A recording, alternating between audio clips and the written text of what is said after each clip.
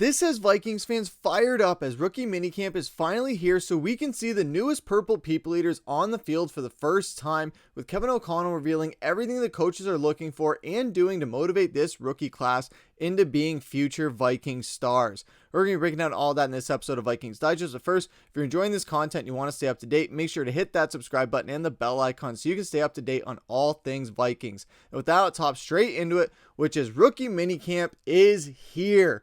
So over the weekend, Minnesota's 5-player draft class and a group of 20 undrafted free agents hit the Twin Cities Orthopedics Performance Center practice fields on a gorgeous Sunsplash Friday for the first practice of Rookie Minicamp. They were joined by 20 players invited on a tryout basis, as well as 6 players who have spent time with NFL teams. So we finally got to see all of our new draft picks and the undrafted free agents and some other tryout guys all finally step on the field.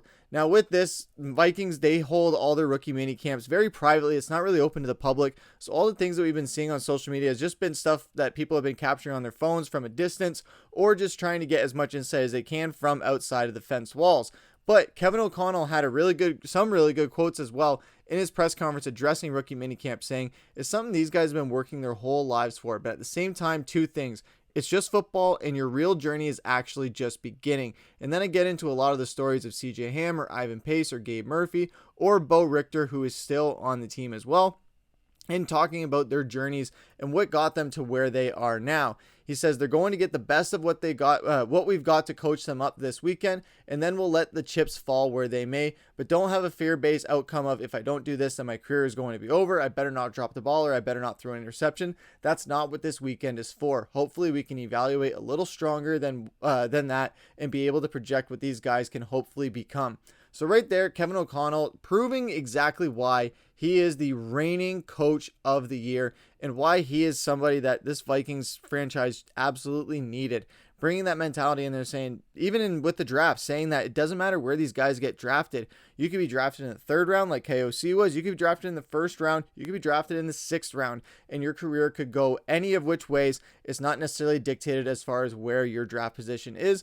Kevin O'Connell realizes that, and now he's going to show that he understands that as a player and as a coach, and trying to translate that to these young rookies, not to have so much pressure on them, and to make sure that they can just go out there, be the best players that they can be. And among the players that they highlighted in this video that we're going to get into is one of them being Max Brosmer, who suited up last fall for the Minnesota Golden Gophers and joined Minnesota as an undrafted free agent. Kevin O'Connell noted he had observed Brosmer during the 2024 and 2025 Minnesota Pro Day workouts and liked several of the mechanics Brosmer implemented with his throws. The coach also appreciated that Brosmer, who had participated in limited meetings, was able to make some adjustments on the fly in 7-on-7 activity. So this was somebody that Kevin O'Connell was watching for the past few years, really wanted to see what he was able to do and what he was capable of. Now, translated into being an undrafted free agent, a lot of Vikings fans are very happy about it just because we got to keep a Golden Gopher in Minnesota. So that was something that a lot of fans are very happy about. And KOC having another quarterback to work with and to kind of mold into the future, where if JJ McCarthy, God forbid something happens to him, and then we don't have a veteran backup, at least you have someone like Brosmer who could maybe work his way up through the system and be one of those backups for the future for Minnesota that could step in a starting role, and potentially we'll see some preseason snaps for him as well if he continues to shine in rookie training camp. But one of the players that did get a lot of attention was one of the players Brosmer targeted during the 90-minute session, and that was Montego Moss, son of Vikings Ring of Honor and Pro Football Hall of Famer Randy Moss, of course.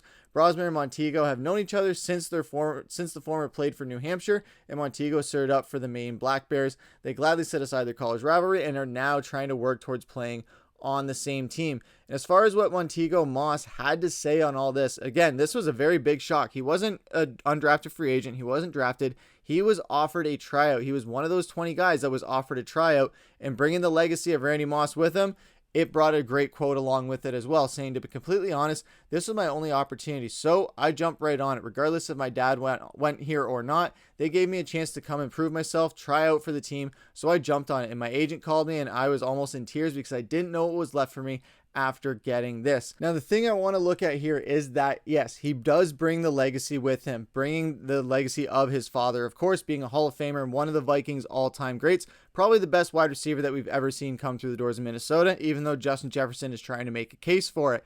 Now, with that, he wasn't drafted. He was offered a tryout at that even. So he didn't go in the draft. He didn't go as an undrafted free agent. He was offered a tryout. And of all teams to offer him a tryout, it was the Minnesota Vikings. So obviously it goes to show that they believe in him a little bit, and hopefully he can make his way onto this roster. It will be a lot to overcome. There's 7 wide receivers alone in rookie training camp that he's going to have to compete with, not to mention the many wide receivers that we already have on the depth chart. Obviously, he's not going to surmount Justin Jefferson or Jordan Addison.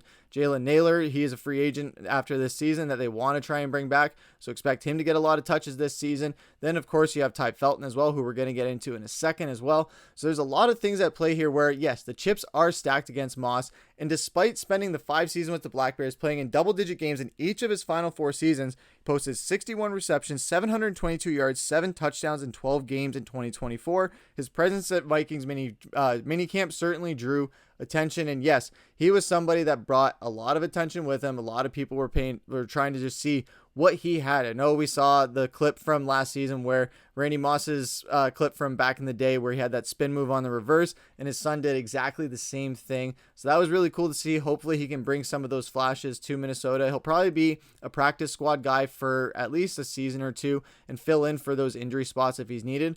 But if he's able to just stay and stick it out with this system, maybe he finds himself as a permanent roster resident at some point in the future with the Minnesota Vikings. If there's any team I would like to see him have a career with, obviously it would be the Minnesota Vikings, playing the same position as his dad, wearing one of the same numbers his dad wore that hasn't been worn by a Vikings player in quite some time as well. So it would be nice to see another Moss generation come into this Vikings football club. Maybe they won't be as amazing as their dad was, but that's not the point here, is to draw comparisons. It's so he can carve out a legacy of his own. And the other wide receiver that he's going to be competing with is 3rd round pick Ty Felton, who showed elements of his game that piqued Minnesota's interest, even if the action was limited to individual receiver drills and 7-on-7 work. Felton showed a smooth body control that accompanies his high speed potential. He was previously clocked in at 4.37 on the 40, and his natural catchability. He calmly throttled down for an adjustment on one pass and accelerated into another. And this is something that kind of leads into what Kevin O'Connell was saying to some of these rookies as one of the way to motivate them. He says, I think it hits home when you show them a clip of Ivan Pace making an interception at rookie minicamp and then picking a ball off to seal an explosive 3-0 win in Vegas a few years ago. I want those guys to know that it matters to me. It matters to the coaches. So obviously, if you make a big play in minicamp, it's not going to go unnoticed. And that was something that Ty Felton did. And that was something that other undrafted rookie wide receiver, Silas Bolton, showed good strength at the catch point on a pass across the middle in one particular play. His feet got a little tangled going into the football, but he secured the catch and held on as he toppled. Beyond the intended pass catches, there was also a back-to-back interception recorded. The first was by undrafted rookie Zemiah Vaughn, which prompted O'Connell to walk over and congratulate him. The second was by sixth round pick Kobe King, who Kwesi Adofo-Mensah was very high on, a linebacker out of Penn State. So obviously, I think Kobe King is trying to make a case to be a second string or third string linebacker for sure. And then you have Vaughn as well, trying to make some plays in there where everyone's talking about Minnesota not picking up a guy in the secondary at the draft and then going to the undrafted guys and picking up a handful there as well. But with that, maybe Theo Jackson is that guy. I know Malachi Starks, everyone was really high on him, how perfect of a fit he was. But Theo Jackson is still an unproven commodity as much as Malachi Starks is. So we still don't know what he's capable of. And Minnesota has been very confident in him and hoping that he would be the guy to take over the reins after Harrison Smith retires. Then as well, you have these other guys that come in here where, hey, these undrafted rookies, they're going to have a big chip on their shoulder. They're going to try and compete because they don't have the same luxury that some of the guys who went in the draft had, where they're already guaranteed a roster spot or looking pretty good as far as being a backup or in a role where they can be a starter after next year. These undrafted guys, they're trying to just come in here and wreck shop and just try and play spoiler to a lot of that. Adam Thielen was one of those guys, undrafted guy, worked his way up through Minnesota, tryout, and look where he was at now. And now he's one of the best Vikings receivers that we ever had. He's playing in Carolina now.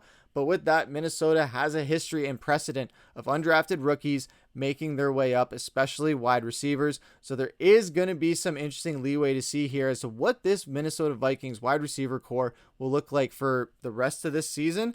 It could change from week 1 all the way until week 8. Could be a completely different outlook aside from Justin Jefferson and Jordan Addison. As far as who they rotate in at wide receiver 3, 4, and 5, that remains to be seen, and we could see some interesting stuff there. Rondale Moore is coming back from an injury, so that's something to look at there. Ty Felton still being a rookie with some other rookies that could make a case to compete with him for that 3 and 4 or even 5 spot. So it will be interesting to see what kind of competitions develop throughout this training camp. I know it hasn't really gotten too competitive yet, with Kevin O'Connell saying that with the rules stating that they can't have full pads or full practice. So we're going to see what this competitiveness is going to bring a little bit later on into the summer, as we get into July and into August, before the preseason really heats up and we get to see some of these guys hopefully step onto the field in some preseason action. Hopefully Montego Moss is among them. Obviously Ty Felton will be in there. Donovan Jackson is another one too that people are very excited to see. We'll have a video coming on him in a very interesting development that is happening for his career in Minnesota. So stay tuned for that video. You won't want to miss it. But what did you guys think overall about the reports coming out of Rookie Minicamp? Were you guys loving everything that you guys were hearing? Was there some things that were making you guys kind of pause and have a little bit of hesitation? Let us know what you guys had to think of everything that came out of Rookie Minicamp down below. Do you think Montego Moss is going to be a guy that could be on this roster maybe this year, next year, and 2 years from now? Let us know everything you guys had to say about everything that we covered in this video. And let us know down in the comments below. Leave a like, subscribe, hit that bell icon so you don't miss any of the episodes when they drop. We'll be back tomorrow with another video. But with that, I've been your host, Griffin. Take care.